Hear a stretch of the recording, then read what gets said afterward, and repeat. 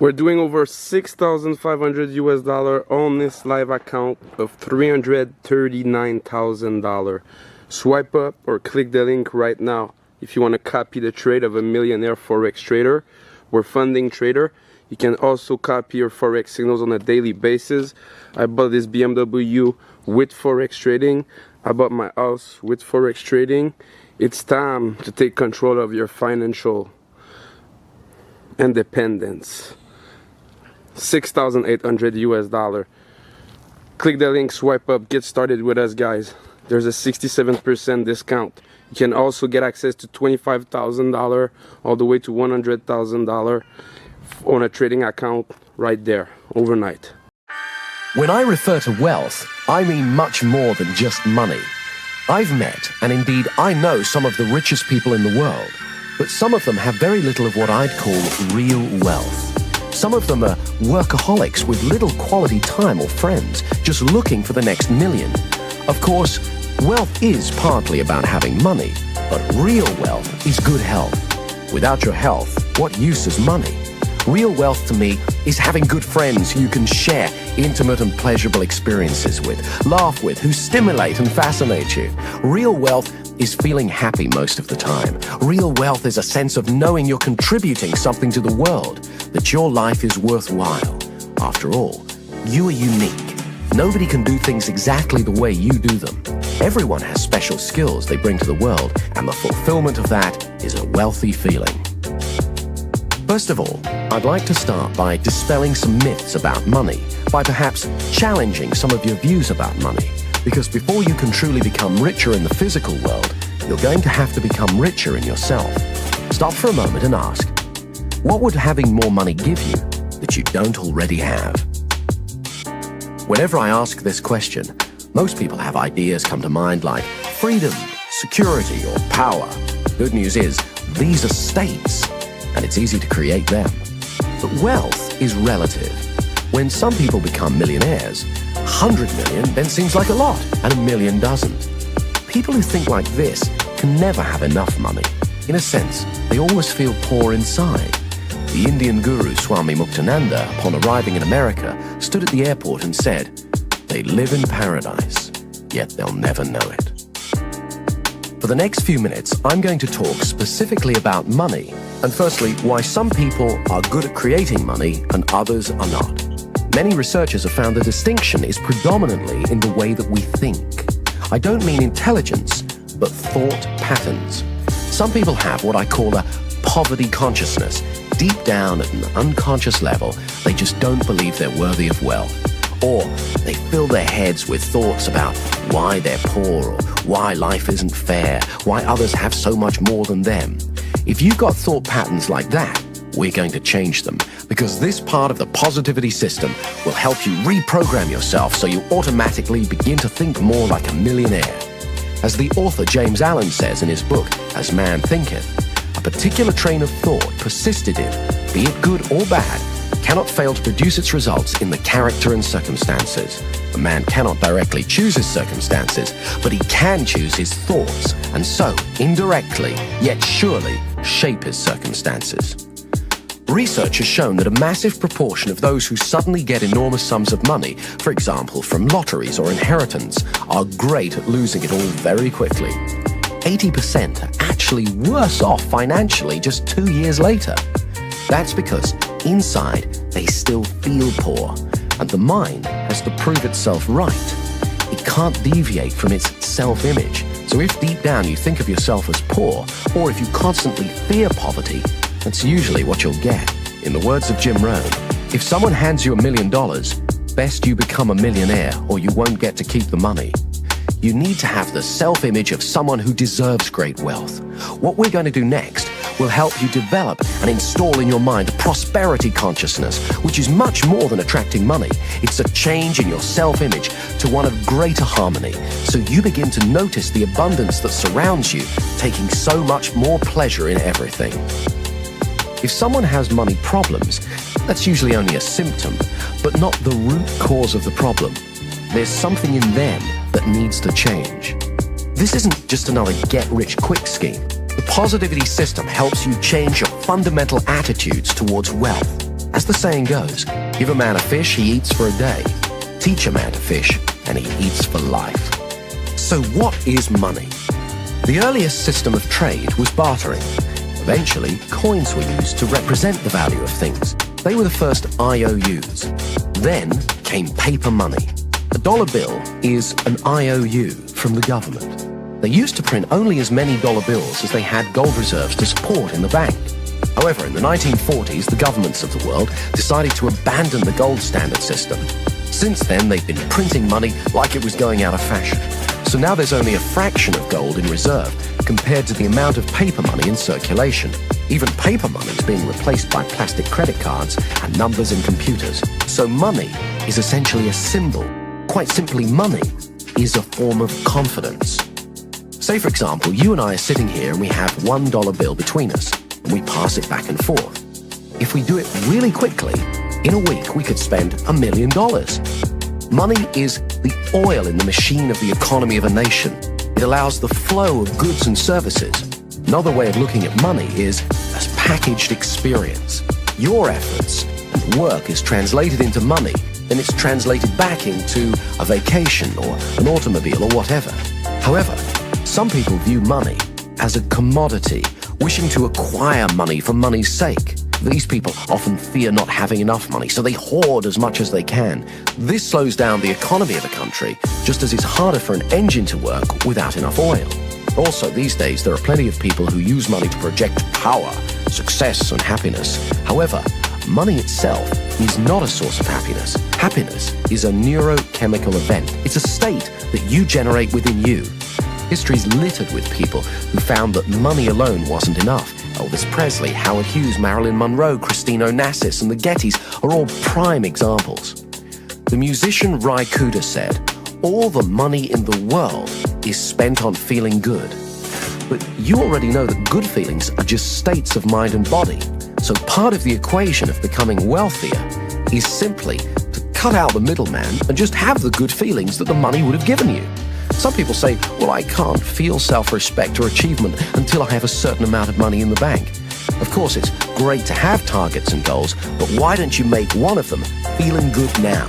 Let's talk about negative thoughts about money. Most people have been programmed with some negative financial limitations. They've been taught things like the Bible says money is the root of all evil. What the Bible actually says is the love of money is the root of all evil. That is the acquiring of money for its own sake.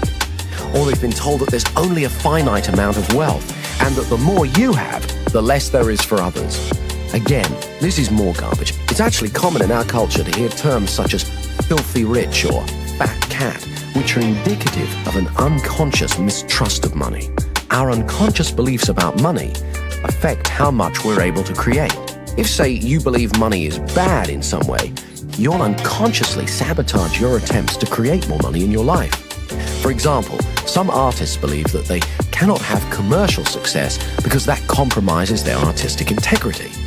Other people believe that you can't be a good person unless you're always helping others, even if it's to your own detriment. But as Abraham Lincoln said, you can't help the poor by being one of them. Some people stay poor because it's safe, it's what they know, but it's not what they're truly capable of. Quite simply, the outside world is a manifestation of our inner world.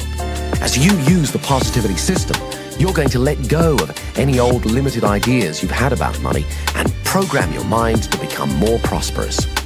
Limited ideas about money are historically derived. During the Middle Ages, the feudal system gave wealth to a privileged few, whilst the masses were tricked into believing that poverty was their salvation.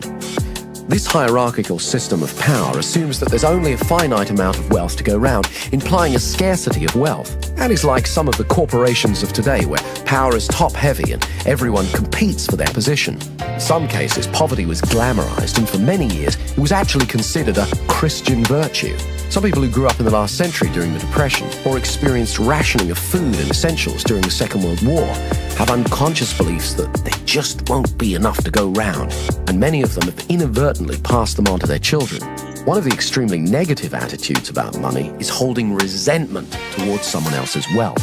That comes from a place of very low self-esteem, and it keeps those people stuck. it's better to wish the best for others. When it comes to money, nearly all the self-help and metaphysical books refer to something called the law of attraction. The law of attraction is a useful metaphor for synchronicity, which can be described as the appearance of meaningful coincidences or incidences of chance. For example, have you ever thought about someone, the phone rings and it's them?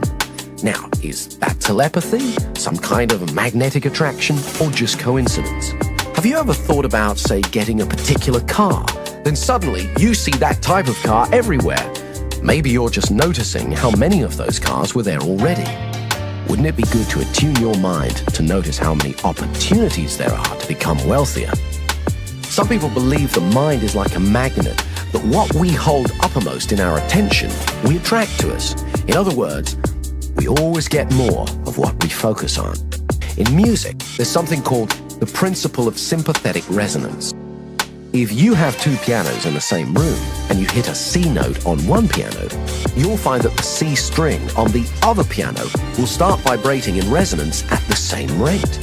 The same way, you're always attracting people and circumstances that resonate with your predominant thoughts. Whether you choose to believe in the law of attraction or not, it's interesting to note that many highly successful people do. Those who focus on the positive in life and attract it to them are called lucky. I personally believe we create our own luck. That is what's meant when it says in the Bible, "A man is what he thinks about all day long." Your thoughts are an energy that are powerful and creative. I've found that most wealthy and successful people tend to employ the same simple habits and beliefs about prosperity. However, the same rule of habits and beliefs applies to poverty as well. I believe that many people help to keep themselves poor through the beliefs and habits they have towards money. They use the evidence that their lack of money has made them poor, whereas sometimes their poor behaviors in relation to money is what keeps them from experiencing abundance. They've affirmed over and over again, often unconsciously, that they're poor, so it's become a self-fulfilling prophecy, a poverty consciousness. What the positivity system does is helps you to change that. I'd like to share with you some techniques that I've used myself that have helped me dramatically increase my personal wealth. I've taught them to others, they've also increased their wealth, and now I'd like to share them with you. One of the first things that made a major difference for me was consciously deciding to do things differently. Years ago, I definitely had a poverty consciousness, worrying constantly about being poor or how not to be poor. So guess what? My attention was, yes, on poverty. For example, when a bill would come through the mail, I'd open it, I'd worry about how I was going to pay it, I'd feel poor inside. Obviously, it's important to be financially organized and consider how best to pay bills. However, I was also affirming to my unconscious mind a poverty belief. If you're going to be wealthy, it's just as important to prepare for wealth by feeling rich inside. So what I started to do when I opened the bill was vividly imagine I had thousands in the bank. You can imagine how good that feels. I was sending a new message to my unconscious. Some people try saying affirmations like, "I am truly wealthy." But if deep down you don't believe that, it's next to useless. You have to create a feeling of wealth by vividly imagining yourself as wealthy over and over again. Next, I needed to change my self-image around money. I had a scruffy little checkbook, one that reflected my scruffy little finances at the time. So I changed banks and got a clean new one to help me start to feel different. The mind is sensitive, so it's important to signal to yourself that positive changes are happening. Then the real fun began. I needed to get a strong sense of what greater wealth would be like. So I got an old bank statement, cut it up, removing the bits that said overdrawn, and began to rearrange the figures and glued it back together, showing that I had thousands in credit. As soon as I'd finished, I burst out laughing. Actually holding it in my hands, it began to feel more real. Within a few months, the imaginary amount had become a reality.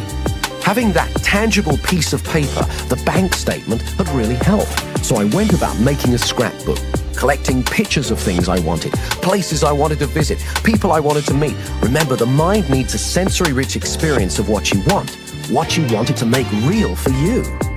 It's important to have big dreams so you can grow into them. For example, a few years ago, I went into a Mercedes showroom, sat in a car to get comfortable, smelled the leather, went for a test drive, imagined vividly it was my own. took away a brochure and added it to my scrapbook. Imagined driving it every day. Pretty soon, I started to see Mercedes everywhere. My mind was now focused on getting me one.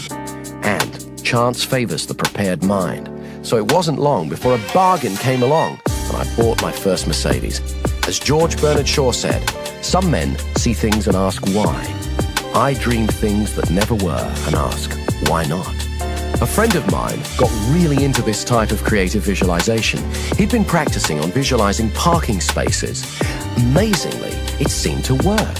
So he decided to go for bigger things. He'd never traveled abroad, and he really wanted to, but he didn't have the finances. So he collected together a bunch of travel brochures, cut out the pictures of all the places he wanted to go, and stuck them in his scrapbook.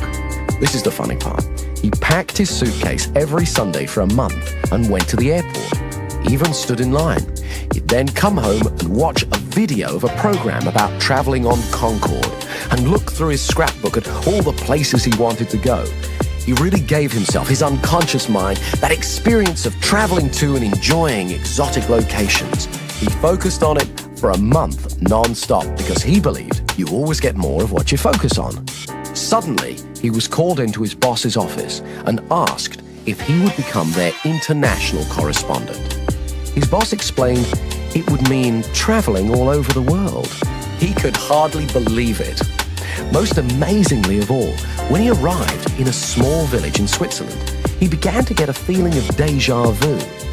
It was only when he got back to England and checked in his scrapbook that he found it was the exact same village that he'd been visualizing. Extraordinary as it may seem, I've witnessed many such occurrences similar to this since. I personally have become more skeptical about coincidences and am willing to consider that in some cases, it's as though the mind may actually have the ability to attract events, things, or people to us. When I made a TV series about paranormal phenomena, we featured one experiment conducted by a French scientist. He created a robot that moved in a random pattern around the room. Then, he hatched a group of chicks. When a chick's born, the first thing it sees it believes to be its mother. This process is called imprinting. The chicks imprinted on the robot as their mother. Then, he put the chicks in a cage in one corner of the room and switched the robot on. Amazingly, it stopped moving randomly around the room and moved over to the area where the chicks were. There it stayed, moving back and forth. Strong evidence for the existence of what's known as psychokinesis, or in other words, mind over matter. It appeared that the chicks were somehow willing the robot that they believed to be their mother to stay with them. At Princeton University, hundreds of thousands of experiments have been conducted testing human ability to influence machines and physical matter. When I made my TV program about paranormal phenomena, I interviewed Dr. Michael Ibbison from Princeton University, who'd been conducting a number of experiments which strongly point to the existence of psychokinesis. Some people are better at it than others, but it's like anything. The more you practice it, the better at it you get. I began to wonder, could it really be possible to literally attract money? What is interesting is that many rich people believe that's how they do it. But how do you do it? It's very simple, but it does take regular practice.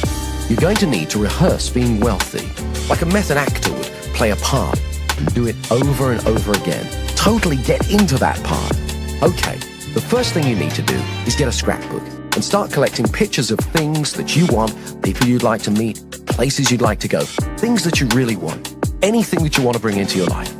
Incidentally, it can just be a symbol you desire. Then, go about creating sensory-rich experiences of your goals. If it's a particular car, go about getting a test ride. Then it'll be easier to vividly imagine driving one over and over again.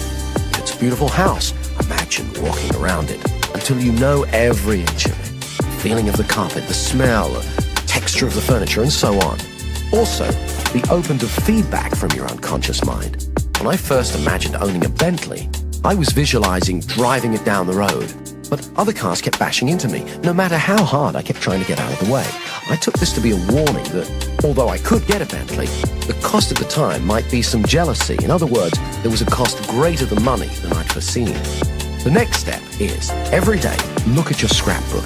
Imagine what it would be like living your desire. See what you'll see, hear what you'll hear, and feel how good it'll feel. Do it as often as you can every day.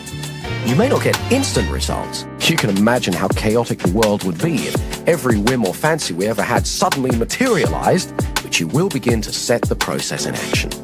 Okay, I'd like you to stop for a moment and imagine how your life would be different if you are much wealthier. How will you walk? How will you talk? How will you feel? How will others treat you? How will you feel about paying bills? What kind of luxuries will you have? What will you buy? How will it feel better to be earning more money? Think about this every day until you become very comfortable and used to it. Right, next, here are the 20 best ideas that I can give you on how to start increasing your wealth today. Any one of these will make a difference. As you start using more and more of them, you'll move even faster towards a wealthier life, towards the millionaire's mind. Number 1, save first, then spend what you can truly afford. Now, I know this sounds obvious, but poor people do the opposite. They spend what they earn. Often, they spend more than that and wind up affirming their poverty. You have to have a plan and stick to it. Come up with a plan to clear any outstanding debts and take steps towards reducing your debt month by month. As soon as possible, stop keeping your head above water and start laying the foundations of wealth. Some people find it helpful to write down everything they spend money on. Somehow, having it right there in front of them makes it much clearer. 2, study wealthy people. Find out what it is that they're doing and you aren't. Understand how they think and behave towards money and wealth. Do the technique we did where you choose a role model. Ask yourself, what did they do that I don't do yet? Read books and listen to audio programs on wealth. There's plenty of superb sources of wisdom on the bookshelves. 3, ask for help. I find that as long as you're polite and respectful, most people are willing to help. There are other reasons why asking is a good practice. It makes other people aware of who you are and lets them know you take yourself seriously. It's a sign of self-worth. It also gives others the pleasure of helping you. Not everyone will offer to help because they don't want to impose. So ask and give them the opportunity and the pleasure of helping. It's good for their self-worth as well. As Charles Givens, the author of Wealth Without Risk, says, if you want to learn about money, learn from somebody who has a lot of it. Many of the most successful people I know have said that they wish more people would have the courage to ask them for advice. 4, do regular visualizations. Create a sensory-rich experience of what it is that you want so your unconscious mind can get a clear idea. Also, walk around for an hour each day, imagining you have everything you want. Walk into a restaurant as though you are a multimillionaire or a famous rock star or whatever it is that turns you on.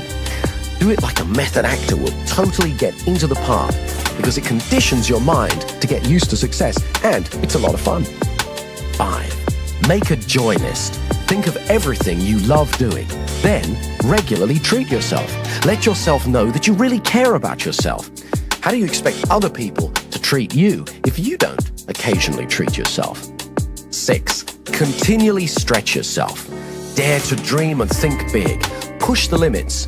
I don't mean take unnecessary risks, but most achievement involves some leaps of faith. You can either choose a life of getting by and surviving, or you can push the boundaries. That's how human beings grow, by stretching. As the saying goes, if you keep doing what you've always done, you'll just get more of what you've already got. Highly successful people are continually stretching themselves. Stretching means moving out of the comfort zone. It's easy to become complacent and get stuck. However, if you continually look for bigger challenges, then you continually grow. It's important to have big dreams so you can grow into them. As Donald Trump says, you have thousands of thoughts every day. You might as well make them big ones. 7, get comfortable with money. Carry an appropriate amount of money. Get used to having it on you. Get comfortable with it. This sends an important message to yourself. One technique I used was to practice writing out checks and paying in slips for millions of dollars until I felt comfortable doing it. Obviously, don't leave them lying around. Doing that process meant that I was able to feel comfortable paying out large sums of money and to paying in large sums of money. So I conditioned myself to become a wealthier person. Far too many people are scared by large sums of money. When you get more money, your financial pressures don't get smaller, they get bigger. But that's the fun of it, because you become a more capable person. You have to be prepared to accept the responsibility. Be ready to play the bigger game. The bigger the challenges, the bigger the rewards. Like mastering any new skill, you do it one step at a time, rehearse success over and over again, and then have it happen in the real world. Imagine what it's going to be like to be wealthier, so when it happens, it's not overwhelming. It's a pleasure. Number 8, always give more than you're paid for. That way, other people will have a feeling of value towards you. It was only as long ago as the 60s that Japanese products were generally considered cheap and tacky. The legendary corporate consultant Edwards Deming largely helped in changing that. He developed a strategy that was adopted by the Japanese that focused upon 2 simple but important ideas: quality control and constant improvement. Nowadays, Japan is a nation of industrial might. By changing their beliefs about what was important, they became wealthy and powerful. It's easy. Just ask yourself, how can I do it better next time? Constantly look for ways to improve. Number 9, an attitude of gratitude. Now, I know it sounds like a cliche, but it really works. An attitude of gratitude is the exact opposite of a poverty consciousness. When you start to regularly think of all the good things you have, of how fortunate you are, that sends a strong message of abundance to your unconscious mind and creates a flow of prosperity. One of the single most important things you can do is make a practice every night before you go to sleep of thinking through all the good things in your life. Your health, your friends, your opportunities, where you live in the world, and so on. And say thank you to God, to life, the universe, whatever it is that you feel most comfortable doing. A friend of mine has a great saying along these lines: today's gratitude buys you tomorrow's happiness. Of course, this also applies to people. Others love genuine gratitude, and it encourages them to help you again and again in the future. Number 10, stop seeing poverty as a problem and treat it as a challenge. Most wealthy people have to overcome it at some time in their lives. You don't have to make millions overnight. Just start making a bit more and more each day. Number 11, watch out for those old patterns of affirming poverty. For example, don't steal paper clips from the office. Anyone who's truly wealthy wouldn't need to. Feel good about paying bills. They're from people who believe that you can pay. They're more symbols or affirmations of wealth. Number 12, stop wasting time on unimportant things. Figure out what's most important to you and prioritize your life accordingly. I used to get caught with this one. Let's say your time's worth $100 an hour. Spending 2 hours calling round trying to get a lower price on something of $50 is bad money and time management. Number 13, write down good ideas as soon as they come to you. Very few people actually bother to do this. Keep a pen and paper handy or a pocket tape recorder. That way you won't be discarding your genius. Sometimes one idea could make you $1 million. For example, if you ever had an idea for a product or service, a few months later, you see it being marketed by someone else. What's the difference between you and them? They took action. They made a note of their idea, and then they went out and did something about it. 14. Regularly practice the positivity techniques. For most people, opportunities to become wealthier present themselves every day without being leapt upon or even noticed. By practicing the techniques again and again, you're conditioning yourself to focus on wealth. Financial success is simply a matter of holding certain beliefs and religiously practicing certain actions consistently. Very few multimillionaires get to be rich by accident. They do it by certain ways of thinking and behaving in the world. Now it's your turn. 15. Make sure you pay yourself. Now, this may sound obvious, but you'd be surprised how many people pay everyone else and don't get around to paying themselves. They fear there won't be enough to go round, and by leaving themselves to last, there isn't. In fact, you could even go one step further and pay yourself first. Every month, write yourself a check. That way you'll unconsciously adjust your spending and make different choices so that there's some money left for you. 16. Know your weaknesses. Everybody knows what they're good at, but not everyone's good at admitting their limitations. A friend of mine's father suffered from this. He was a highly creative man, but not a skilled businessman. He made a lot of money from his creative work, lost nearly all of it through bad business deals. He loved the business he was in, but overstretched himself, thinking he could do everything. As my friend said on the matter a few years later, just because you like food doesn't mean you should be running a restaurant. There's some things I'm not good at, so I can either spend time and effort mastering them or hire someone else to do them. Number 17, get in touch with your passion every day.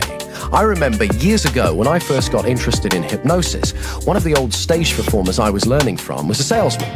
He couldn't go for long without selling something to someone. We'd be out and he'd strike up a conversation with a person on another table. He'd find out their needs and offer to sell them what it was that they wanted. Often, he didn't even have it. He'd then have to go and acquire it himself. He loved the thrill of persuading someone else. One day, he knocked on my door and asked me to drive him home. I inquired where his Rolls Royce was. He explained that earlier he'd been in the bank, he got carried away and sold it to someone. When I asked him what he thought his secret was, he said, excitement and passion are contagious. When you get truly passionate about what you want to do, others will find themselves drawn to you. If you want to know more about this kind of thinking, I recommend you read Do What You Love, The Money Will Follow by Marsha Sunita. 18. Take the fear out of making money. This is a concept running throughout Dr. Richard Carlson's book, Don't Worry, Make Money. He's got some very empowering ideas. For example, stock away a large pile of money, if you can, a year of living expenses. It may involve some self-discipline, but it'll give you a massive psychological safety net. He tells the story of two men who were both offered the same job with a startup computer company in the 70s. The offer was for very low pay, but with a large piece of stock. The man who was living paycheck to paycheck thought it was too risky and passed. The one who put away some savings took the offer. Needless to say, within a few years, he'd amassed a huge fortune. The moral of the story is that in most cases, creating abundance usually involves some risk. As the saying goes, risk is the currency of the gods. Richard Carlson also uses another example of how taking the fear out of money helps when he says, be prepared to walk away from a negotiation. You can usually go back. When you're not attached to an outcome, you're more powerful. Other people unconsciously pick this up from you. He uses an example where, say you find a house you love, the asking price is $100,000. You know it's not worth any more than $90,000. If you're willing to walk away and not to worry about it, more often than not, the seller will come back to you because most other people are worriers. He won't want to turn down a certain thing, your offer, for an uncertain thing. He'll probably make you a counter-offer, but when he senses you're not a worrier and happy to walk away, it'll be far lower than if he sensed you had fear. Number 19. Charge what you're truly worth. There's an old story about the king's steamship. When it broke down, every engineer in the land was summoned to try and fix it, but all of them failed. Then, one little old man said that he could do it, but he wanted $300. The king agreed, and the little man took out a tiny screwdriver, turned one screw, and the steam engine began working perfectly. $300, please, said the little old man. The king, looking rather dismayed, exclaimed, $300 for turning one screw? No, replied the little man. $1 for turning the screw, $299 for knowing which screw to turn. Some people are frightened to charge what they're really worth because they fear they won't be in demand. But this strategy can keep you falsely overworked rather than giving you more money for doing less and having more time to concentrate on other ways to create abundance. Remember to reevaluate from time to time your real worth. And finally, number 20, keep going. Every successful person at some stage has to go through the frustration barrier. Colonel Sanders, who started Kentucky Fried Chicken, is a famous example. When he reached retirement age, he looked at his Social Security check and thought, I need to make some more money. So he sat down and thought through what his resources were, and he remembered that everyone loved his chicken recipe. So he went to a local restaurant and explained that he had a great recipe. He didn't want to sell it to them. All he wanted was a royalty each time they used it. Of course, they weren't interested. So he went to another one, and another one, and another one, and another one. 1,009 rejections later, he got his first acceptance. I've seen far too many people fail just because they didn't hang in there. Very few people get successful without effort and persistence. Finally, I want you to remember that true wealth is not measured by money alone. Start today. Take stock of your true wealth. Create a plan and start moving towards it. Make the changes that you need to make. After you've begun to enjoy more of the success that you desire, you'll look back and be thankful that you did.